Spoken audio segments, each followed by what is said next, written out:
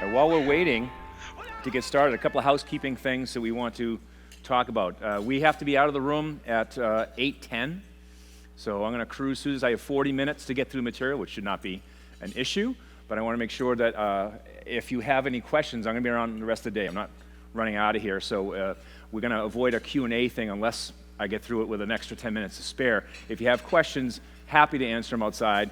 Hang around and do that. I do have a couple of giveaways here, so if you hear my phone go off here, I want to make sure I didn't forget, so I'm going to give away a couple of books periodically throughout the presentation.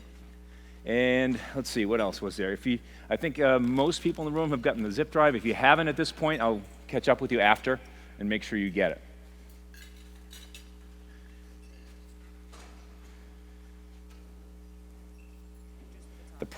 We'll get to the purpose of this the meeting today, the presentation. It's not going to give you, this is strictly to get a contract. I mean, that's the name of the presentation. What steps do you need to take to get a contract? And I want to show you, I mentioned him yesterday, he's become kind of our poster child for the program. His name is Philip Ritchie, and he's the guy I mentioned who joined the program, went to work and implemented it, and ended up with a six-figure contract within a very short period of time. So he's working on another one. So I want to take a minute and show you, he was kind enough to put together a little video testimonial for us, so that's how I want to start things off. And so this give a big thank you to Greg and Art of the National Corporate Fitness Institute. Since being certified by their organization, we added one contract within the first 6 days and have been able to add 3 since then. Having them on our team as resources and people to go to whenever there's an issue or a question. They always provide world-class answers and world-class resources that we can take directly to the presentation when we meet with the CEOs of the companies, and they're always very, very impressed by what we have to offer. It's very simple to take the tools and different information pieces that are in this program and apply them directly to your business and take them out into the corporate wellness world. And I want to give a big thank you from Tops Fitness Management to Greg and Art of the National Corporate Fitness Institute. All right, he's one of those guys that just went out and went after it. You know, he took 6 days it took him to get his first contract, and he's got 3 more lined up. And we're hearing a lot of stories like this, and I'll tell you where all that happens. So how to get your first corporate fitness account? Well, we call it corporate fitness. It's not corporate wellness. Corporate wellness is the overall industry, right? That's your HR people, and there's a lot to that. There's the metrics and all the statistics they have to track and things like that. We want to make sure trainers stay in their lane and focus on what we do best. So we talk about corporate fitness, and so those terms aren't used in our world, Greg and I anyway, interchangeably. So that's why you see corporate fitness, not corporate wellness. So the purpose of this presentation, provide you a step-by-step process for securing a corporate fitness account using very easy to implement steps. I'm going to give you 2 approaches, and they are not to be used separately. Right? They are going to be simultaneous, and one of them is geared to people who own their own facility. We'll talk about that. Now, a lot of people in here, for example, if you're 1099 and you work out of another gym or you do not have a facility, I've already talked to a couple of people who are in that situation, then the second approach is going to be ideal for you. So approach number 1, and all of this, by the way, is on the thumb drive I handed out to everybody. So you don't have to worry about notes, just enjoy your breakfast. If there's something else that pops in your brain, great, write it down, but everything, believe me, is on that thumb drive. If you own a facility, you have to take the time, and I use MindBody, for example. When I owned my facility for years, I sold it 2 years ago, and I used MindBody to go in and look at my membership base. And of course, you know them as well. You should know what your people do, what kind of jobs they have, and you want to identify the following groups among your existing members. Obviously, business owners. I'm in a wealthy area, a lot of business owners, and they were pretty easy to identify.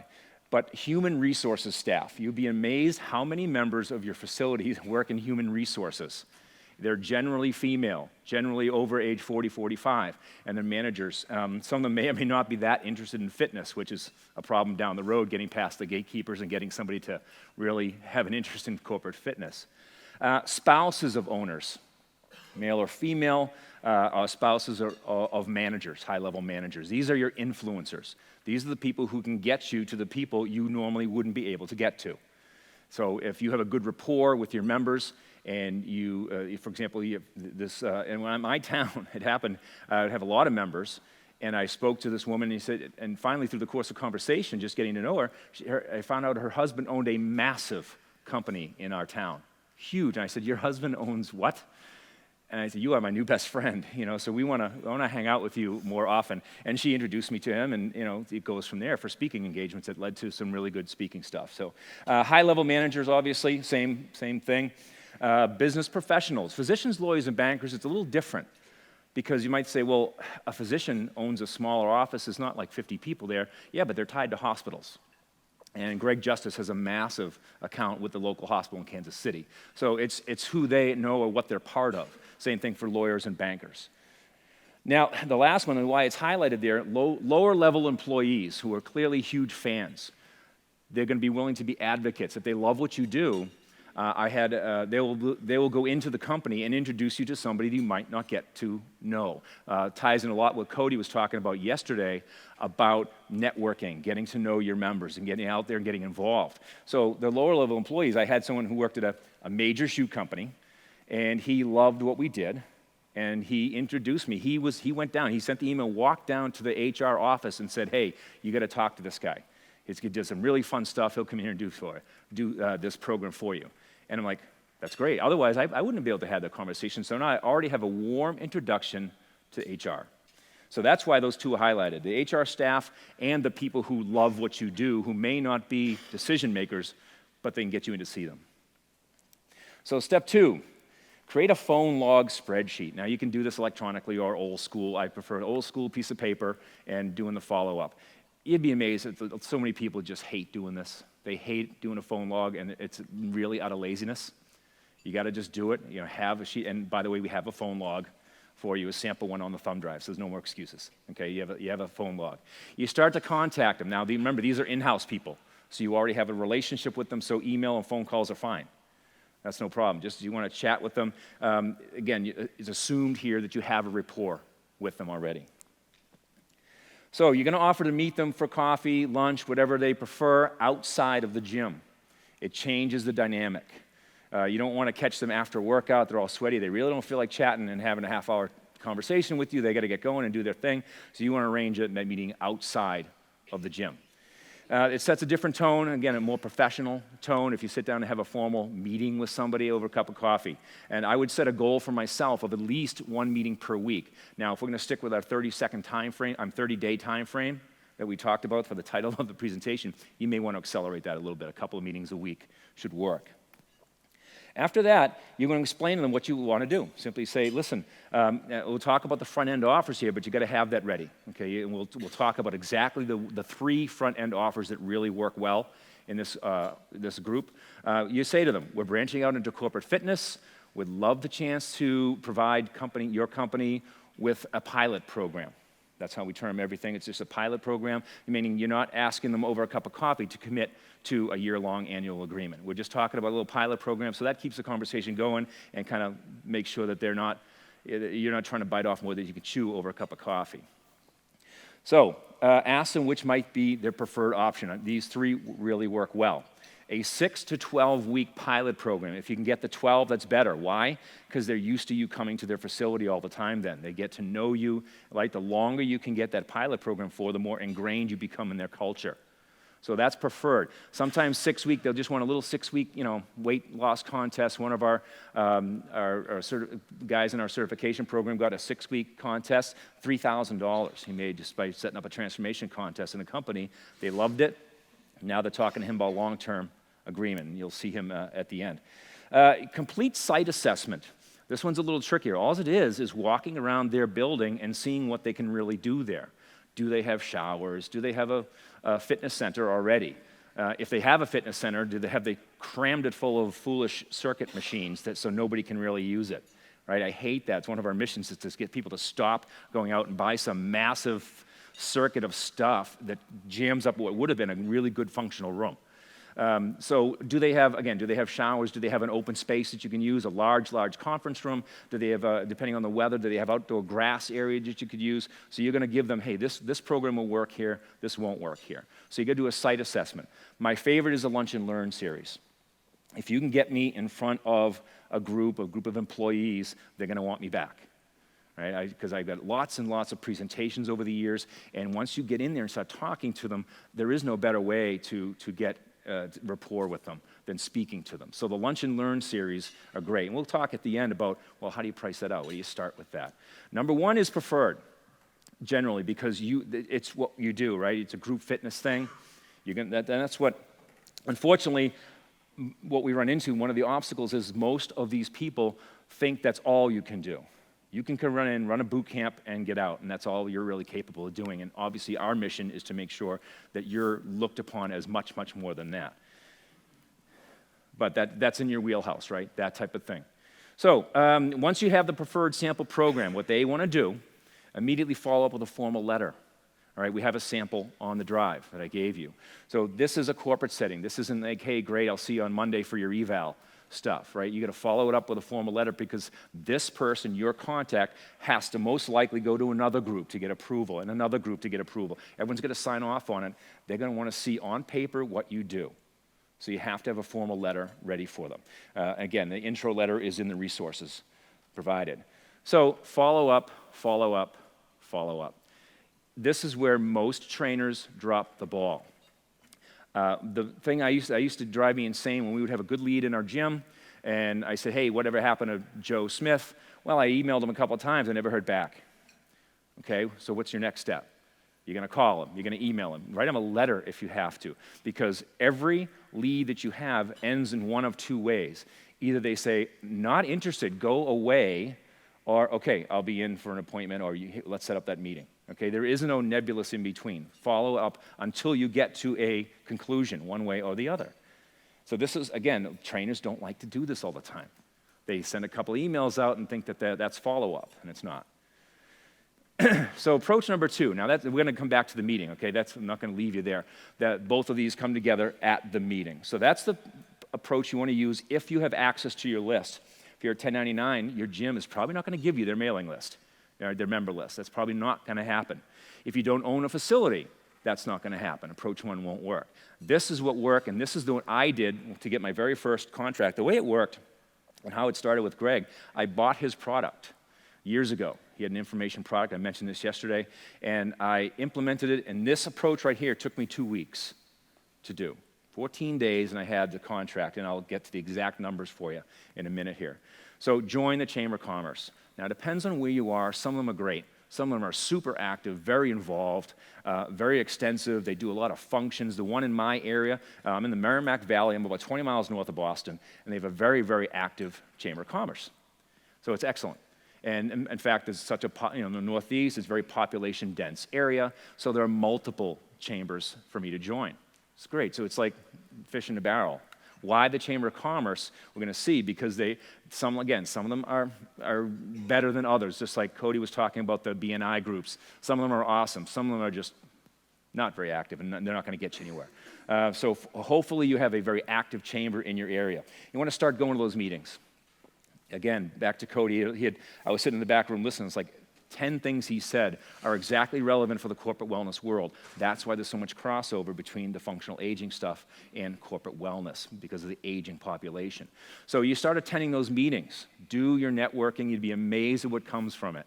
Just like coming to these, right? I've talked to several people about, hey, I think there's something we could do together. That'd be great. So you get familiar with how they operate and how they speak.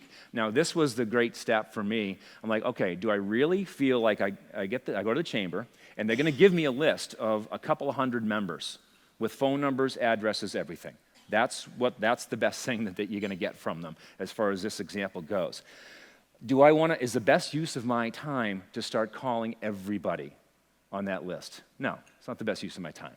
I got a business to run. I've got trainers to watch over, clients to tend to. That's not the best use of my time. I hired somebody off of Craigslist. Now, you might want to go to Upwork or some other local resource and hire an appointment setter, somebody with some experience on the phone for qualifying members of the chamber. Now, what does qualifying mean? Okay, so you're saying, okay, there's 100 businesses in my area. How do I know which ones to approach? Here's the rule of thumb: 50 to 200 employees. Why 50 to 200? Federal law now says if you have 50 employees, you must provide health insurance. And that's when they start to panic because of the cost, right? It's crushing. The day I hire that 51st employee, I am mandated to have health insurance for all of them. So you go into panic mode because it's so expensive. The health crisis, like JR said yesterday, the health crisis ain't going away. So that's a problem. It's a huge cost, and it's your job as a trainer to mitigate those costs for the company. So I got somebody and hired them $10 an hour. You may want to give them a bonus if they actually get you an appointment set up. They're just going to work their way through this chamber list. Oh, this is my first warning. All right, I'm going to give a book away right now. I also wrote a book called The Red Wine Diet. This is my consumer stuff, okay? So if someone can tell me, who was the final speaker yesterday? Whoever said Nicole's name first. Could you pass that back for me, please? Thanks. So the person you have making the phone calls must be professional. What's that? No, I did not. I did it the hard way. I did it the hard way. I should have, but I didn't. And I'll tell you a little story about, I have 2 books here. I have 2 books out now, and one of them took me about 2 years to do. The other one took me about 6 months. So you learn a little bit along the way, and that's kind of the accelerated program right there. You must provide them with a script, right? Obviously, you got to tell them what to say. The script is on your drive that they gave you. And they have to be professional in manner. This is not something for your niece or nephew. It's like, so do you want to meet with Art? You know, it's like, you can't have that. You can't have the kid talking to them. Yes? No. I was saying that the size of the company, 50 to 200. Why capping at 200? There was a program, this still is, not that much money in it, for these companies with 200 employees or less through the federal government, you can actually get reimbursed for wellness programs. So that's why we cap it at 200. And the other reason we don't, I'm not discouraging from going to massive companies, but a lot of them have their own stuff in place. You know, Raytheon, right, the massive Raytheon is in Andover. It's in my town. I can't get in there. I go to my Toastmasters meetings in Andover at Raytheon, and I still can't get in there to do a talk, because they have a guy, the guy actually called me, he was nice enough to give me a ring, and said, we got this, okay, so don't bother. So you run into that with the massive companies. They're already on this. They're already doing something. Not all of them, and there's nothing to say that they don't want to make a change, but 50 to 200 is just a figure you got to stick with. Again, so this appointment setter has to be super professional. And I was very fortunate to get a woman who had been an executive assistant. She was semi-retired, and she had an appointment for me in 2 days. So you got to hire somebody who has the script and has the expertise. So what happens? You want to prepare for that meeting a little differently than you did your coffee meeting that I talked about with a member you already know. So I am going to dress like this.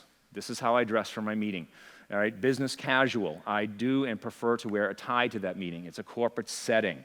We all live in sweats. I work out of my house, so I don't get out of my sweats all day long. But you can't do that there. A suit is not necessary, but close. If I were to have an appointment with a downtown Boston company, I'm going to put the suit jacket on, because Boston's a very conservative business town, and that's how I'm going to look at that meeting.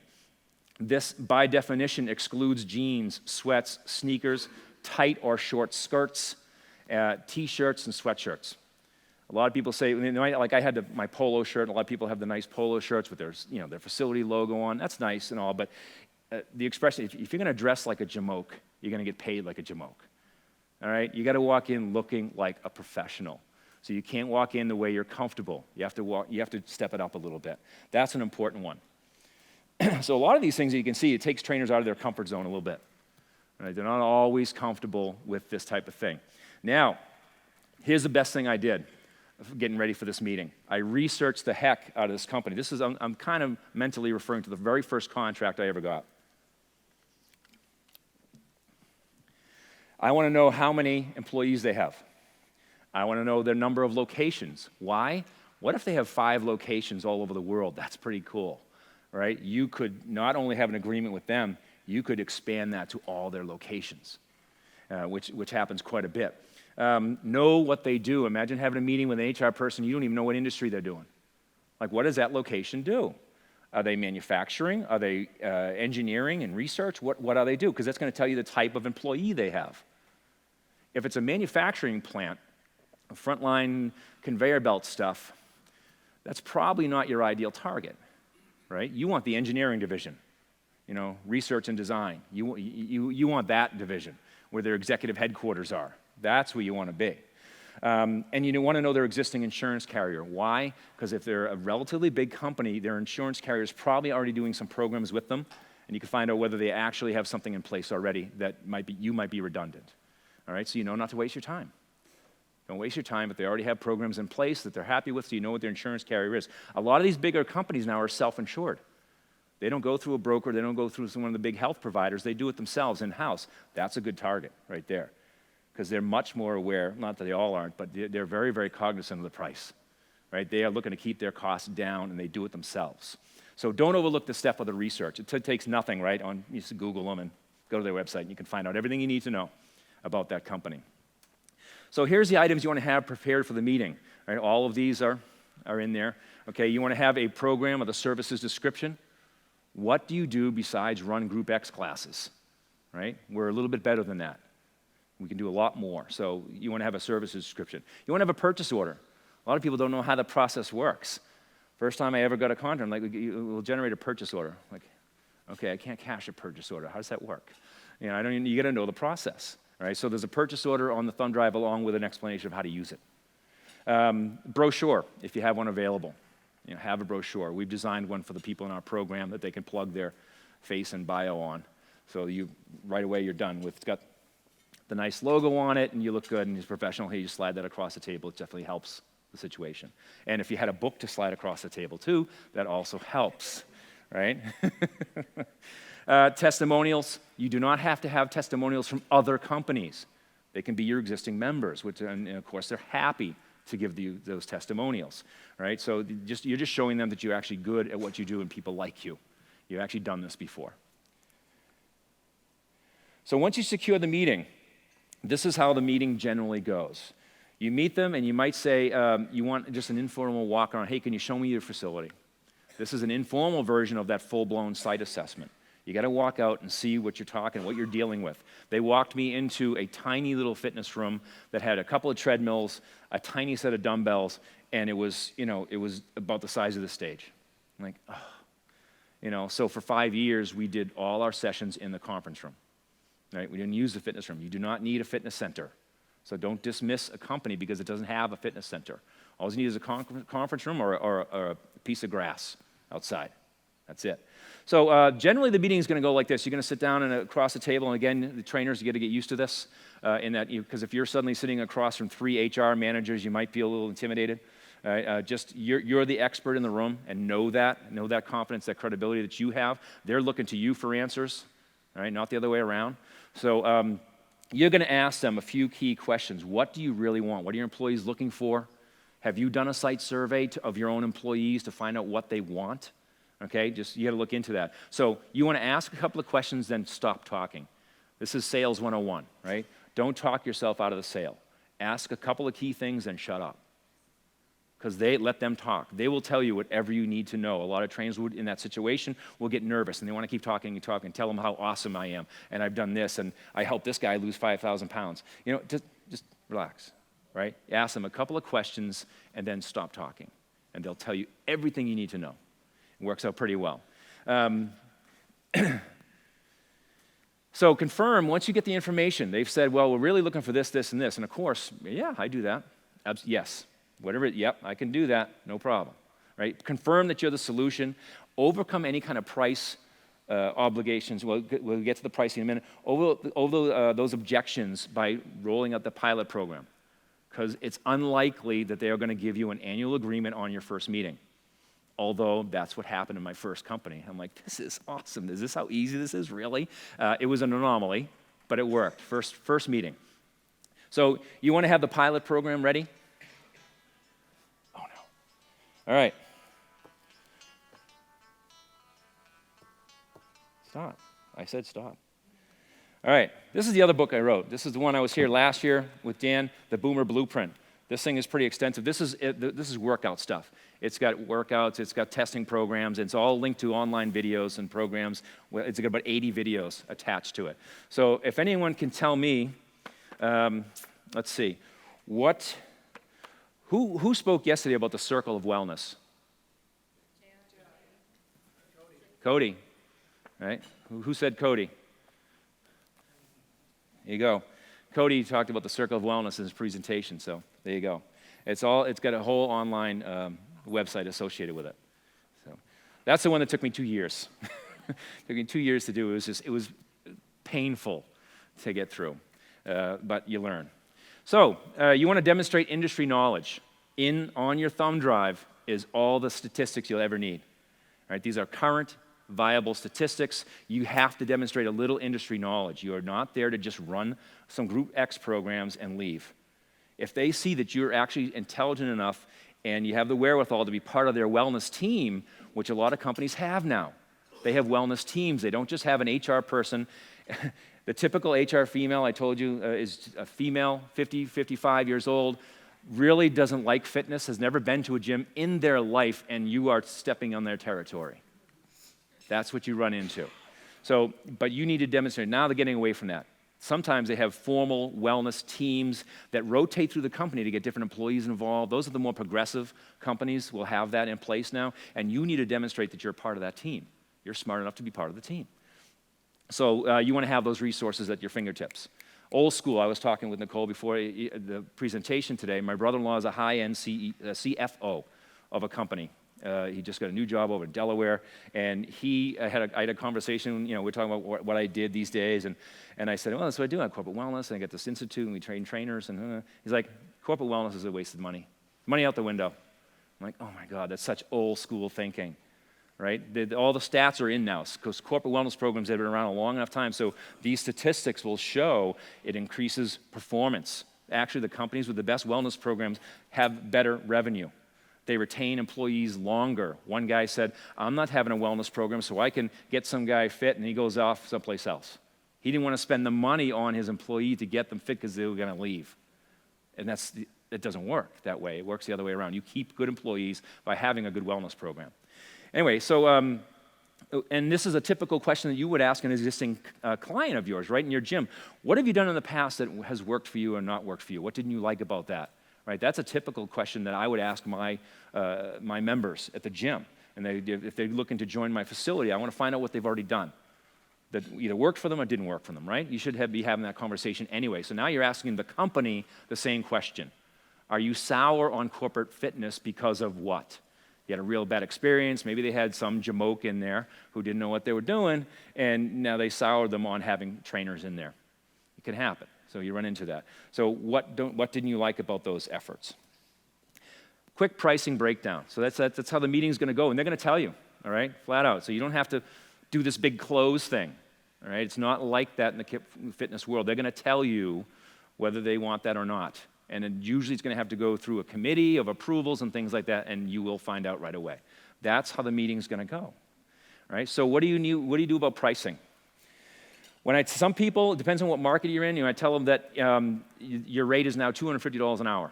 They go, whoa, all right, I'll do that all day long, right? It's pretty good. It's pretty good. Your rate for consulting, for doing site assessments, standalone site assessments and speaking, $250 an hour. I have a local company, a massive company. They have locations all over the world. They just wanted me to come in and do a series of lunch and learns. $1,000 gets me for 4 hours. Once a month, I'll come in and do a little lunch and learn for you, $250 an hour. That's your rate. And we're working on people, when they're part of the program, we help them with negotiations. Some of them are a little intimidated about negotiation, right? You're not used to negotiations. You tell a member, it's $150 a month for my boot camp. That's it. There's really not a negotiation. You're going to run into some of that here. So you got to be, no, this is what I get paid. There's not wishy-washy. This is what you get paid. This is the exact numbers I use, and in retrospect, this was probably 5-6 years ago. I probably undersold myself a little bit. But I was just excited to get my first contract, right? And Greg's stuff was working, and it was really cool. So this is what I did. 48 weeks, not 52. Because they're going to shut down for Christmas, New Year's, right? You want July 4th off, and you want a vacation. So 48 weeks is the most you do. 2 sessions per week, half an hour. That's it. None of this hour-long stuff, no 45 minutes, 30 minutes. Why? Because they got to get back to work, or sometimes this one was in the middle of the day. So they had an hour off for lunch. I started at noon, and I was done by 12:28. out the door because they had a shower, get back to their desk. This was a high-end, this was not Raytheon, but it was a high-end technical company that worked with the government, and they were business-like. They were engineers, and that was it, clockwork. It had to be done. This is loosely based on, how did I come up with these numbers? This is $166 per session. Again, it's probably a little lower than I would do now, and I'm not going to do it for less than $200, okay? I'll get to that in a second. I want to make sure I finish first. But I have 2 more books to give away. Another red wine diet book and a cookbook that goes with it. So we'll get to that. So I want to finish the numbers. Loosely based on 15 to 16 people, which turned out to be very good guesstimate. That's what, on average, you're going to get. I talked with a kid yesterday who's in our program, and he is dealing with, they want 100 people in the session. I'm like, dude, you can charge whatever you want if you're going to get 100 people in a boot camp, really?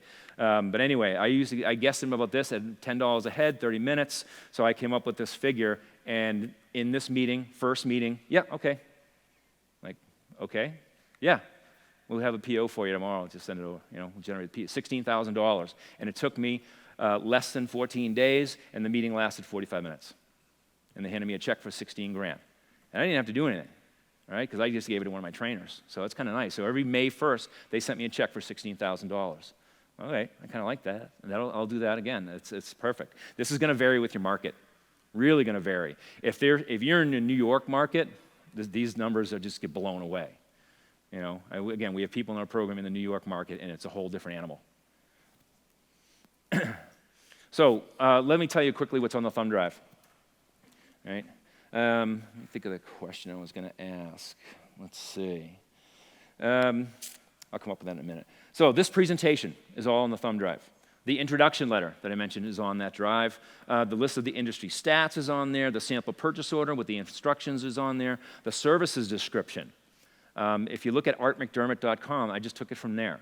Right? I do wellness consulting, so I wanted to list exactly what I do for people. It's all there. All right, so I just gave that to you, so you should be able to, and it's really not rocket science, and you just need to know what to do and what to say, and there's the wording for you that works. The Fitness Glossary, Greg and I put that in there because they have their own lingo, right? You got to know what absenteeism, presenteeism is, and there's a lot of terminology which separates you from people who don't know that. The jamoke, right? That jamoke I've been talking about. He's not going to know how to talk to the HR people. They have their own. They have their own really their own lexicon, right? And you got to know what it is. The phone log, and probably the most valuable thing, the last one, the phone script, and all in much, much more detail than I was able to get into in 40 minutes today of that approach number 2 with the chamber. It really gets into detail in that. That's all in there. So this is just the tip of the iceberg, right? This is just one thing that you can use on Monday that's going to help you get a contract. There's so much more to it. For example, I just talked about the presentations. I have between Greg and I, we probably have 30 to 40 lunch and learn presentations, all branded this way, that you can use and look like a hero on virtually any topic you can think of: stress reduction, energy management, overuse injuries in the workplace, exposure to stress and toxins in the workplace. Obviously, nutrition, tons of them on nutrition. Everything you can think of, we have a presentation on it that's done for you there. So all that kind of stuff. Now, if you're interested in the certification, this is the code. It's on there, NCFI 100. It gets $100 off. Our certification, if you go to the website, which is also on the drive, it's $495. All right, we have a lot of people in the program right now. This will make it $395. Right, that's only for here. We also have a monthly payment plan, so it really makes it painless. You talk about $395, $100 a month, and you're done. So that's what it breaks down to. You have to be here. This is for the people in the room. Although some people I will be mailing this presentation to, they'll get it, but it's only for the people who came out to this conference to get that. Here's what you're going to get with the program. We'll say, what's the certification all about? What? All that information's on the drive. This whole presentation's on there. Yeah, don't worry about it. Yeah. So what are you going to get? So what does the certification mean? I just gave you a bunch of stuff, and what else could you need on top of that? Well, you're going to obviously the certification itself separates you in that conversation. If you're the JMOC and you're the certified corporate fitness specialist, who's HR really want to have a meeting with? It's kind of obvious. Again, you get a unique understanding of the terminology they use. It's a different language in a corporate setting. You know, I'm dressing like this. I'm not dressing in my sweats. I'm going to go up and change after this is done, but this is how I want to look. It's a whole different mindset when you start talking about the corporate stuff. So you got to understand that. You get access to this system and a lot of other things that we've done over the years that have worked. We know what works and what doesn't work in the industry. All right, this is the part that I like. I just mentioned access to the done-for-you presentations. There's a lot of them. You will have enough stuff to talk about for years. And it's all branded and looking nice with the nice little transitions like you see here. I paid a high school girl I'm not really good at PowerPoint, to make those nice little transitions between screens and make sure the colors all look right and the fonts are right, because I'm terrible at spelling and I'm just in a hurry, just want to get the content done. So she fixes all that for me. All right, so you're all set there. You're going to be in a database nationally. So these companies can actually look for you. I said yesterday in my little 5-minute spiel, these companies are screaming for you. They need to do something about their insurance costs. You're the answer. Right? Understand that. Again, the whole purpose is to get people past that. I don't even know how to get started. Never mind, I'll just keep training my boot camps. Okay? This is where it's going. And JR was correct yesterday when he said that.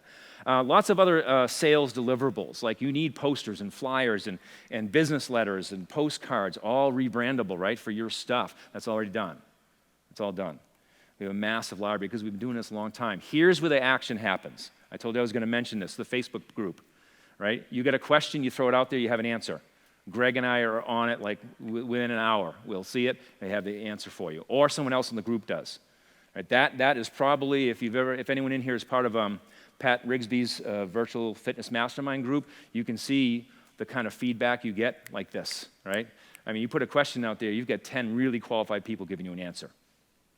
You're going to get free access. We hope to be doing something like this in the future. We know that's where it's going, where it's just all about corporate wellness and fitness. And we want to have our events there. If you're certified, you come there forever. Here's our cool logo. I was really excited about this when we got the designer, and he came back with this. I said, that is neat. I like that. It's very professional. I send you this in all different formats you could possibly use, and you can use that on your business cards and all your deliverables and things like that. All right? Here are some testimonials. These are people who are already in the program. If you look on the right there, Justin, he's the guy I talk about. He got $3,000 for a transformation contest just by using the free stuff we have. And he's like, dude, this is awesome. He joined the certification program the next day. He says, he's like, if this is the stuff you're giving away, I want to see what else you got. I'm like, you're right. There's a lot more to it. Philip Ritchie down the bottom there, he's the guy. I happen to have a lot of nutrition resources. I'm a certified nutritionist, so I have all these resources. And he got asked by a client, we have a nutrition issue here. We're really bad about it. What do you have? I sent him a bunch of stuff, and he was like, he blew them away with what he had. So that's the type of thing that you get. I want to make sure that you know about this. What can you do Monday to help your business? Like, obviously, you can do this approach, right? We'd like you to. Work them simultaneously, that's the easy part. The best thing I can tell you to do right now, and this is completely free, is just go register for this. We have 400, at last count I checked this morning, 410 trainers already in this program. It's free masterclass. It's 6 sessions. Greg and I, in video, downloads, everything. It's basically enough to get you started on a unique and separate revenue stream that is corporate fitness. You can do it all through this class. Right? And obviously, again, once you get in there and you see, okay, well, yeah, if I get through this class, I could probably have that meeting and be successful in the meeting, but you're going to want more support, and that's what the certification's all about, the recognition and obviously the formalization of your skill levels. All right? So I want to thank you very much for your attention. Thank you for coming to breakfast. I appreciate you, actually, everyone showing up. That's awesome. I know a lot of people came in late. Man, I got my email last night about the 7:15 breakfast thing. I have your thumb drives up here, but I wanted to give away a couple more books right here. Number one, if you can tell me in the presentation yesterday morning from Mr. Middleton, what was the amount of money that boomers are going to spend by 2024 annually? $1 trillion. Who said $1 trillion? There you go. All right, you get your pick because you remembered $1 trillion. Cookbook or the book? Awesome. All right, last one. Let's see. Trying to think. Well, why don't we just do a random one here? Who is a red wine fan? Do we have any red wine fans? First hand I saw was over here. Works out really well. Thanks, Holly. All right, I appreciate your attention, and I think we ended it right on time, so thank you very much.